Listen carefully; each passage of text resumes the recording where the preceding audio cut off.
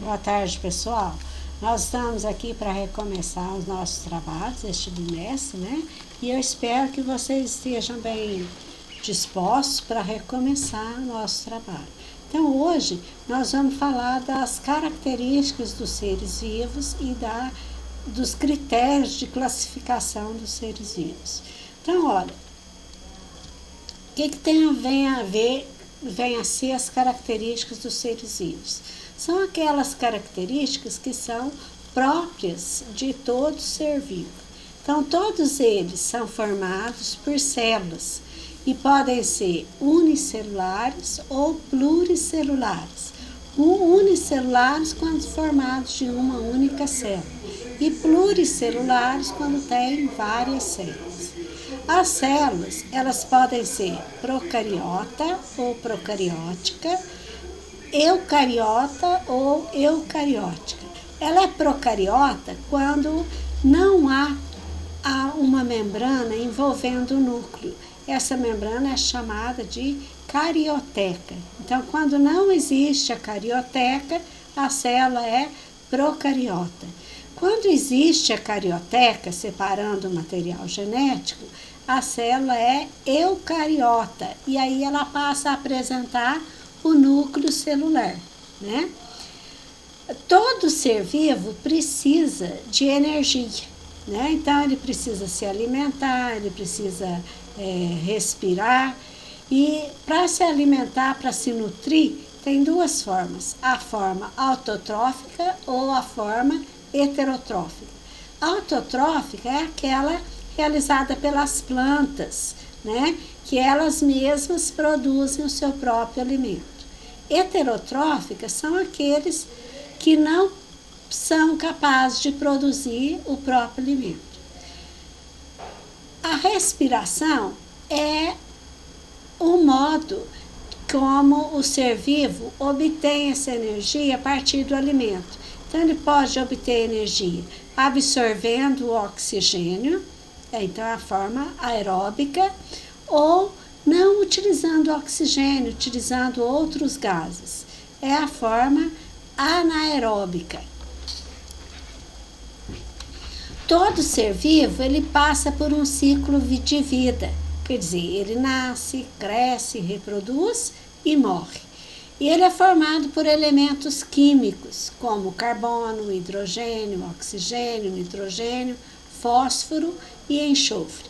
Esses elementos, eles se associam formando as moléculas. Então, para entender direitinho, eu elaborei esse esqueminha. Então, olha lá, os átomos são as menores estruturas da matéria. Os átomos, eles se unem formando as moléculas. As moléculas se associam formando as células. As células se agrupam formando os tecidos. Os tecidos vão se agrupar e se diferenciar formando os órgãos. Os órgãos vão se agrupar formando os sistemas. Os sistemas vão se interagir formando o organismo. Então, a estrutura que é formada de uma célula só, ela já passa a formar o organismo sem passar por essas três etapas: tecido, órgão e sistema. Já os organismos que têm mais que uma célula, ele já passa por todas essas fases, certo? Então, as células formam os tecidos os órgãos os sistemas e os sistemas constituem o organismo, certo? Isso do ponto de vista biológico. Do ponto de vista ecológico, além daquele esqueminha anterior, inclui-se mais esse. O organismo é um ser vivo, forma uma população. Então, população é o conjunto de vários organismos de uma mesma espécie. Os organismos de espécies diferentes, que formam as diversas populações, formam as comunidades. A comunidade, junto com o ambiente, forma um ecossistema.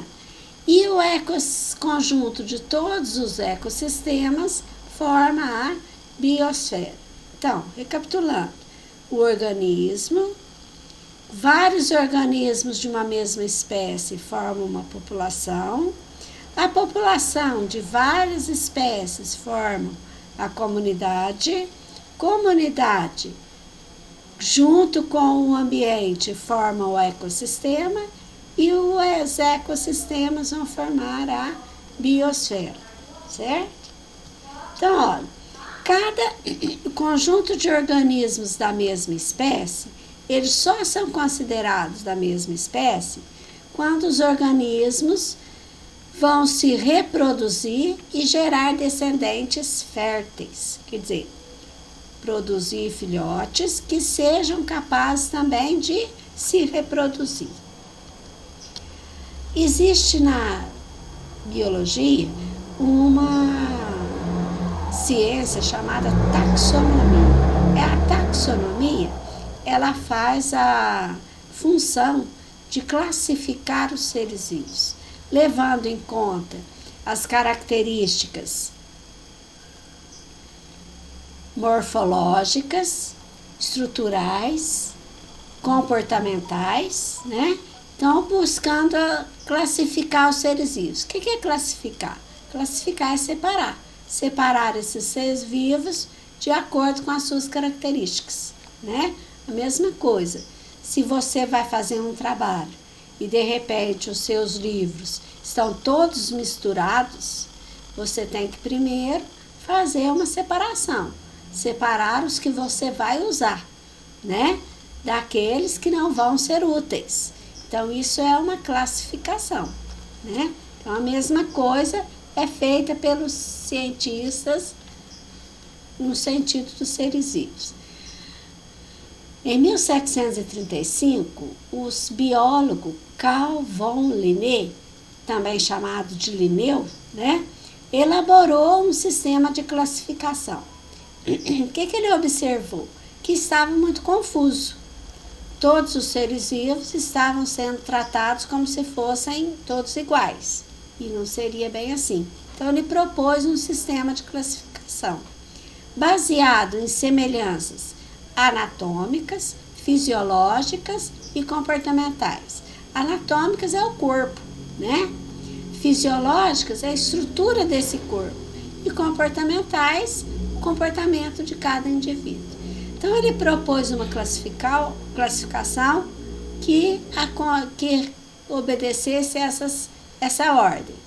O reino, dividido em filo, as classes, as ordens, as famílias, o gênero e as espécies.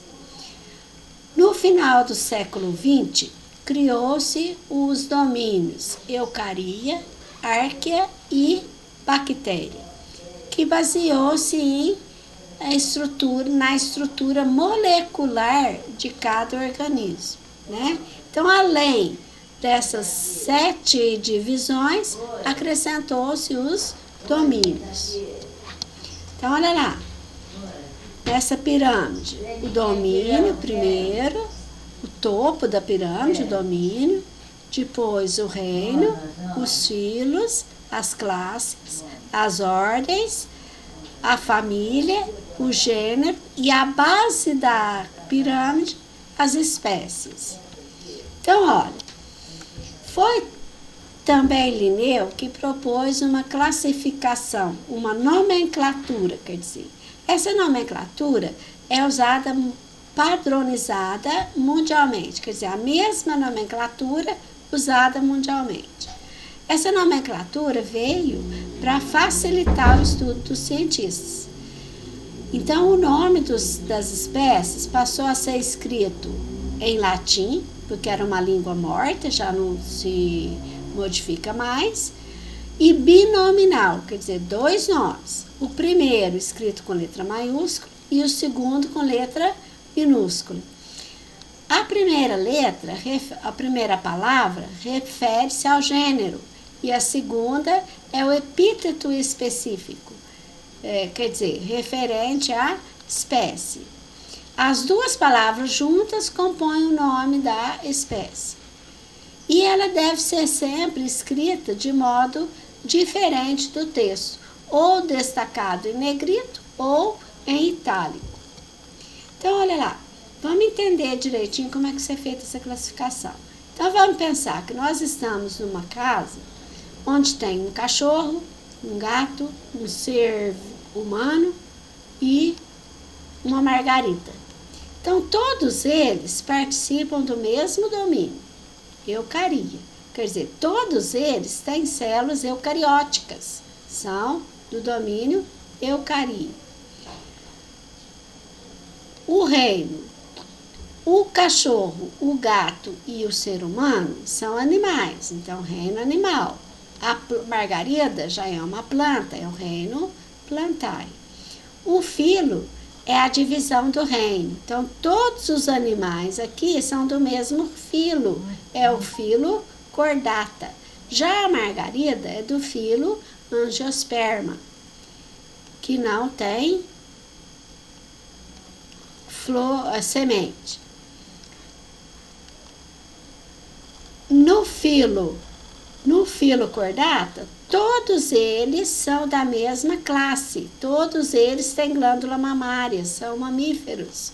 Então, é na classe da mamária. A ordem, o cachorro e o gato são da ordem do carnívoro. Já o ser humano é primata. A família, o cachorro da família Canidae, o gato Felidae e o homem Hominidae. Então, ó, canídeos, felídeos e humanos. O gênero, canis para o cachorro, felis para o gato e homo para o homem. A espécie, canis lupus é o cachorro, felis gatus, catus é o gato, homo sapiens o ser humano. Já a margarida, ela já está diferenciada em todos eles, certo? Só no domínio é que é o mesmo. Então, é para diferenciar de acordo com a característica de cada um, vai diferenciar conforme o grupo que eles são. Então, as atividades. Os seres vivos se diferenciam de objetos inanimados por apresentarem características que definem a vida. Uma dessas características é o fato de que todos os seres vivos serem formados por células, que indica que, letra B é correta, a menor unidade da vida é a célula. Todos eles são formados de célula. Número 2.